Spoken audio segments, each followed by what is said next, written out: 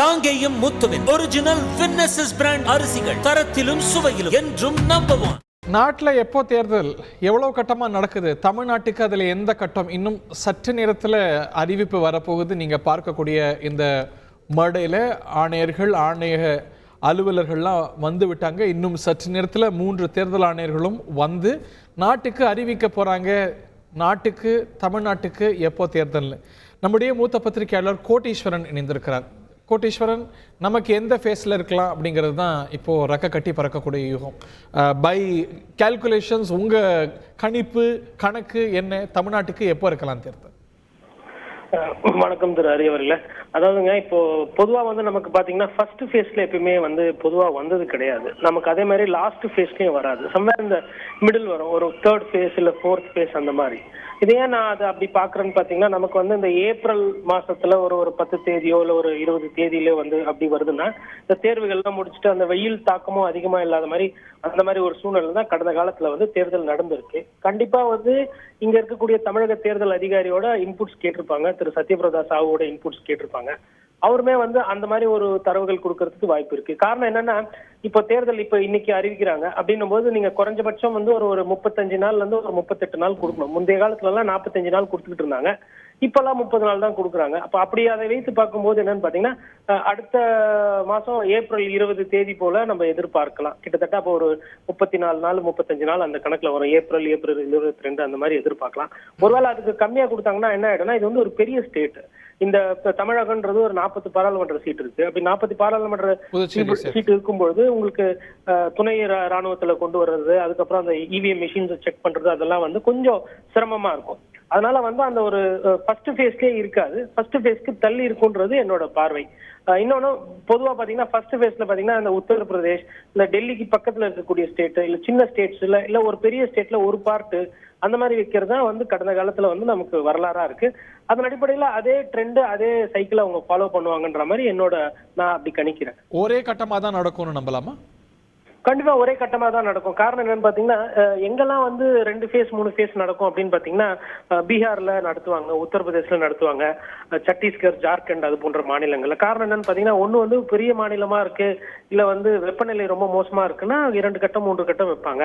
அதே மாதிரி நக்சல் தொல்லைகள் இல்ல வந்து இதற்கு முன்கூட்டியே வந்து அந்த தேர்தல் வந்து அங்க வன்முறை நடந்திருக்கு அந்த மாநிலத்துல அப்படின்னும் போதும் அந்த தேர்தல் தள்ளி போகும். ஸோ அப்ப எந்த அடிப்படையில பார்த்தாலும் தமிழகம் வந்து ஒரு நக்சல் தொல்லை இல்ல வந்து உங்களுக்கு வன்முறை பேர் போன ஒரு ஊரோ இல்ல வெயில் தாக்கம் ராஜஸ்தான் போல ரொம்ப அதிகமா இருக்கிற மாதிரி அந்த பிரச்சனைகள் எதுவும் இல்லாத ஒரு மாநிலம்.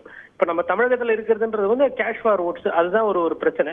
இப்ப தேர்தல் ஆணையத்துக்கு வந்து பாத்தீங்கன்னா ஒரு 5 சிக்கல் இருக்கு. அதாவது எப்பயுமே எல்லா தேர்தல் ஆணையத்துக்கும் இருக்கக்கூடியது. முதல் கட்டம் பாத்தீங்கன்னா அந்த நம்பகத்தன்மை. அது இன்னைக்கு இருக்கக்கூடிய தேர்தல் ஆணையத்துக்கு 1008 கேள்விகள் வந்திருக்கு. சுப்ரீம் கோர்ட்ல கூட ஒரு வழக்கு நிலுவையில இருக்கு, ஸ்டேட் பேங்க் சம்பந்தமா, எலக்டோரல் பாண்ட். இரண்டாவது பாத்தீங்கன்னா வந்து அமைதியா சண்டை சச்சரவு இல்லாம நடக்கிறது, வன்முறை இல்லாம நடக்கிறது. மூன்றாவது வந்து வாக்காளர்களுக்கு காசு கொடுக்கறது. நான்காவது பாத்தீங்கன்னா எல்லா வாக்காளர்களையும் வாக்குச்சாவடிக்கு வர வச்சு போடுறது. அஞ்சாவது தேர்தல் கணக்கு வழக்கு. இதுல தேர்தல் கணக்கு வழக்குன்றது ஒரு பெரிய பிரச்சனையாவோ பேசு பொருளோ வராது. தமிழகத்தை பொறுத்தவரைக்கும் பெரிய வன்முறையும் வந்து கடந்த காலத்துல இருந்தது கிடையாது. அப்ப இந்த 2 இருக்காது.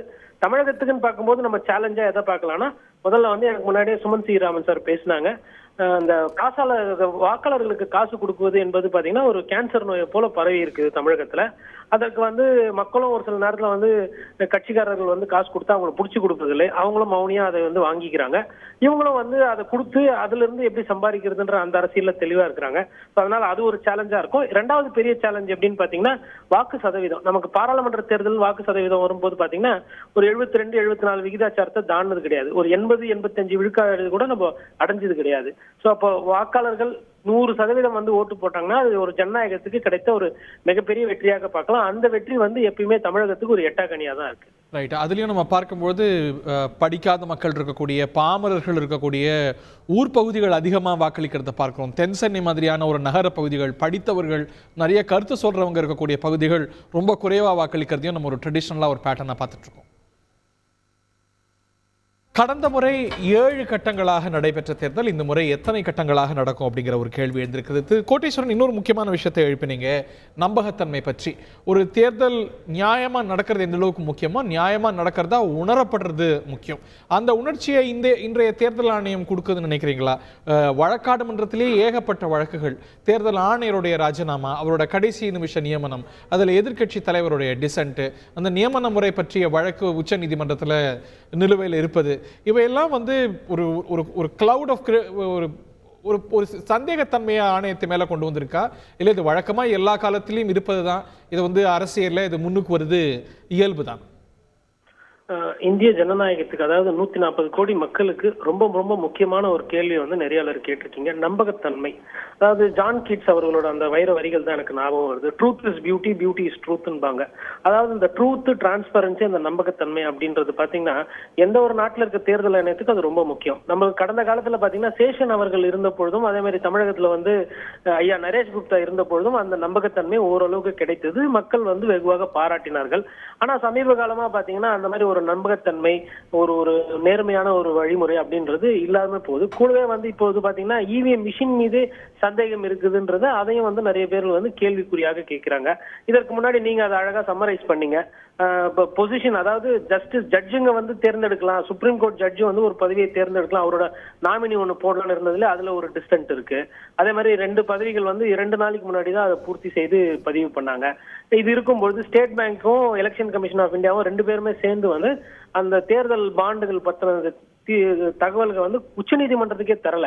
இதுல வந்து ஸ்டேட் பேங்க் ஆஃப் இந்தியாவை தான் வந்து அதிக விமர்சனம் ஆகுது. மறைமுகமா தேர்தல் ஆணையமும் அந்த விமர்சனத்துல பாதிக்கு அதுக்கு பொறுப்பு இருக்கு. ஸ்டேட் பேங்க் கொடுக்கலனா கூட எலெக்ஷன் கமிஷன் ஆஃப் இந்தியாவுக்கு அந்த தகவல் தெரியும். இல்ல அவங்க அதுக்கு உண்டான முயற்சி எடுத்திருந்தாங்கன்னா கூட அதை வாங்கி கொடுத்துருக்கலாம். அப்ப என்னன்னா எதையோ வந்து மறைக்கணும், எதையோ வந்து மக்களுக்கு, சாமானிய மக்களுக்கு அது போய் சேர்ந்துடக்கூடாதுன்றதுல இன்னைக்கு இருக்கக்கூடிய தேர்தல் ஆணையம் ரொம்ப கவனமாக இருக்கிற மாதிரி தான் நம்ம புரிஞ்சுக்கணும். பார்ப்போம். ஏன்னா நம்ம இன்னும் தேர்தல் வரப்போது, நம்ம நல்லதே எதிர்பார்க்கணும். ஆனா இவங்களோட அந்த நன்னடத்தை, இவங்களோட அந்த நேர்மை, இவங்களோட அந்த ஒரு டிரான்ஸ்பரன்சி அப்படின்றது ஒரு மிகப்பெரிய கேள்விக்குறியா இருக்கு.